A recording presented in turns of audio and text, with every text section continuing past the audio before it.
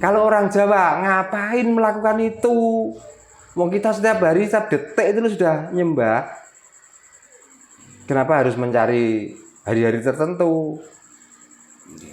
Kalaupun ada hari-hari tertentu, ya hari yang sudah dipedomkan dari orang Jawa itu sendiri.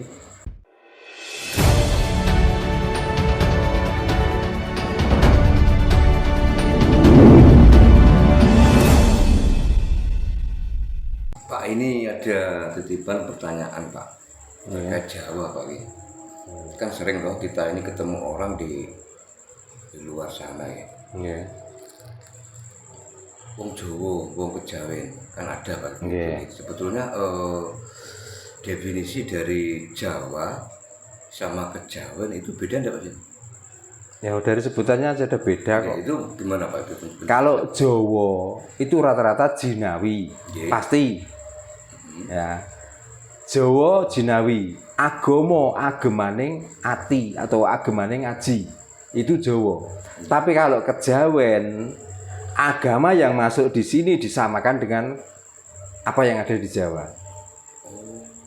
Jadi sumbernya bukan satu saja, bukan kalau agama Islam dari Islam saja.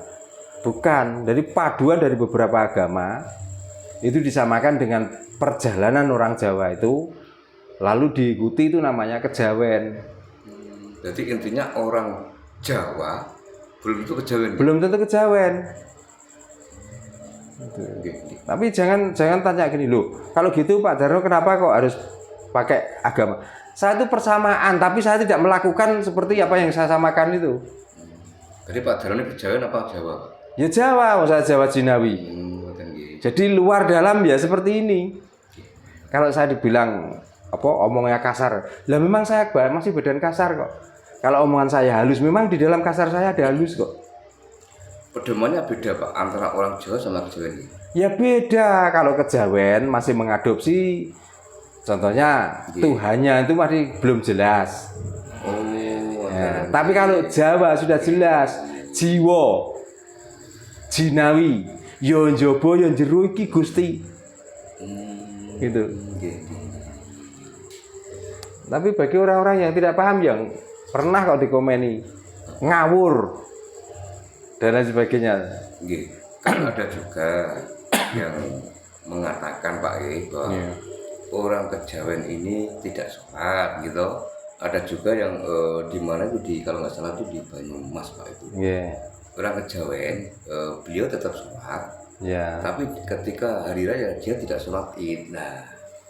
Nah, tapi kan yang dimaksudkan sholat itu kan agama, bukan agama di sini toh. Nah, berarti kan itu benar Kejawen.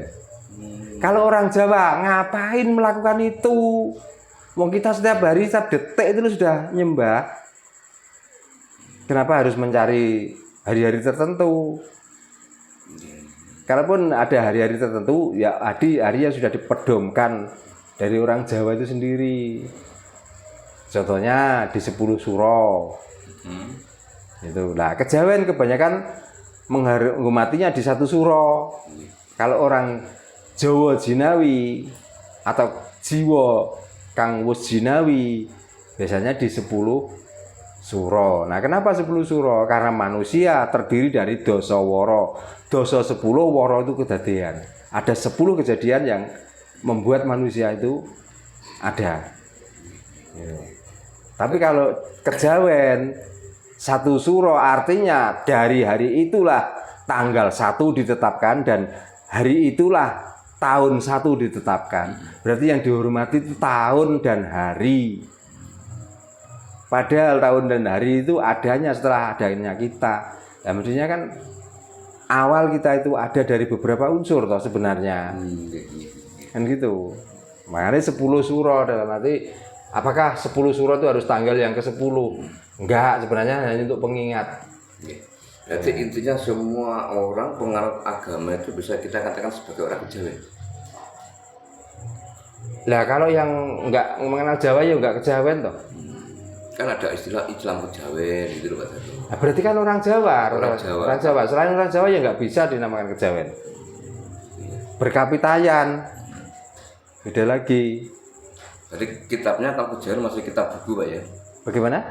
Kitabnya kalau orang kerja berarti kan masih mengenal kitab yang buku itu ya.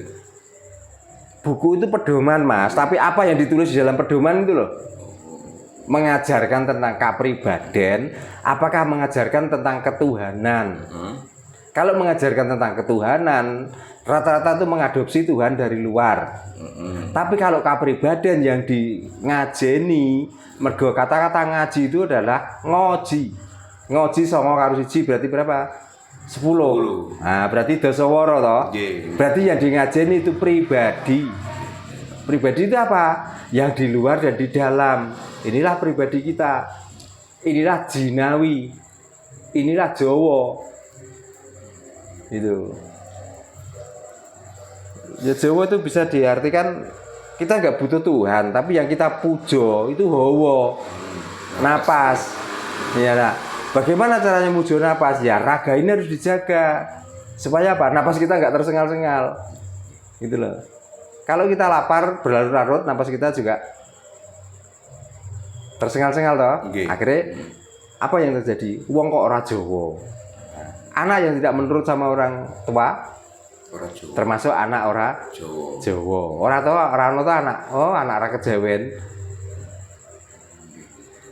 Soalnya pemahaman tentang Jawa dan kejawen ini kan banyak yang salah persepsi toh, Pak. Orang-orang Ya itu pun walaupun dibenarkan, orang yang masih mempertahankan tentang kejawen itu katanya Jawa, ya sik ngotot. nah itu Sama saja. Iya, ya tadi kan sudah saya jelaskan. Pernah di konten yang terdahulu saya menjabarkan tentang Jawa dan kejawen. Apa komentar orang-orang?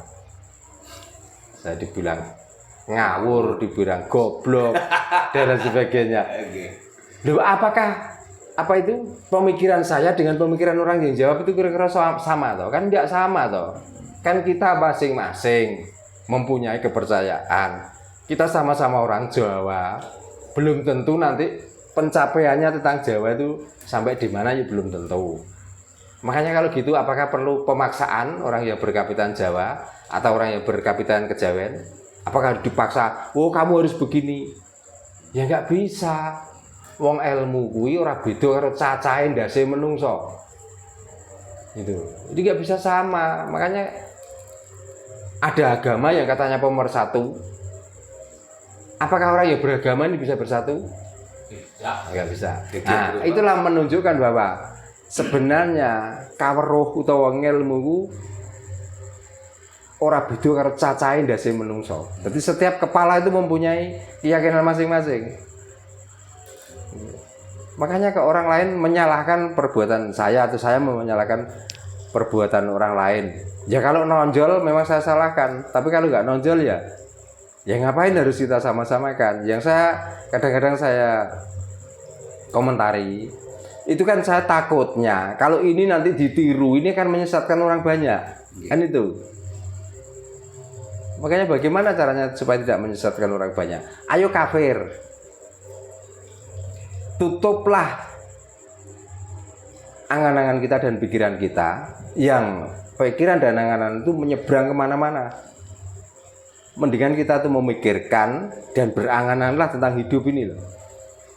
Sudah, orang yang katanya ngaku agamanya kuat, yang ngaku wali, yang ngaku apa, kalau sudah mati sama, tidak berdaya apa-apa. Yang di blongsong emas itu hanya luarnya, jasadnya ya sama, berkalang tanah. Iya, berarti belajar kafir juga susah ya Pak ya. Lah makanya orang itu mencari ilmu, nanti pada akhirnya mentoknya kemana? Kafir. Nah kafir jangan diartikan tidak percaya dengan Tuhan. Kafir artinya sudah bisa menutup diri, itu loh.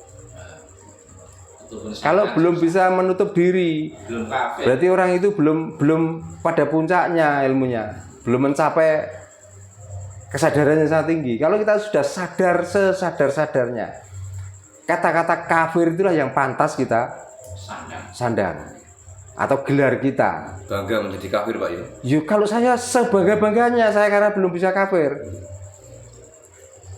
Kalau bisa kafir berjamaah ya, banyak. Nah, makanya pakai konten, membuat konten seperti ini kan tujuan juga ayo kafir sama-sama. Gimana? Ayo murtad sama-sama. Wong kafir ku penak apa ya? Duh, gak penak piye to, Mas? Kudu apa gak olarangan kok. Apa turu jam bar magrib iku ora apa-apa, Mas. Nggih. Iya. Apa tangi jam 09.00 jam 10 ora urusan dengan orang lain. Untuk apa? Yang penting yang mau dimasak sudah ada. Apa nih? Gitu. Kok bingung. Tujuan kafir hidup mulia. Oh, gitu. Makanya kafir itu tujuan orang sebenarnya. Karena hidup ini sebenarnya bukan tujuan, perjalanan. Tapi kalau perjalanan sudah mentok, ya kita mencapai tujuan. Tujuan apa? Tujuan kita kafir untuk menutup diri. Kalau sudah menutup diri, yang dicari apa? Tempat-tempat yang aman. Itu mana tempat yang aman? Ya kudu eling lan waspada. Mantap ayo, Pak. Nah, eling nek nomah duwe bojo waspada aja nganti konangan. Nah, itulah kafir. Dadi wong kafir enak. Makane. Monggo kok bayang kabar. Nggih, sampun Pak. Jero nggih. Oh, nggih, nggih. Rahayu Pak. Nggih, rayu.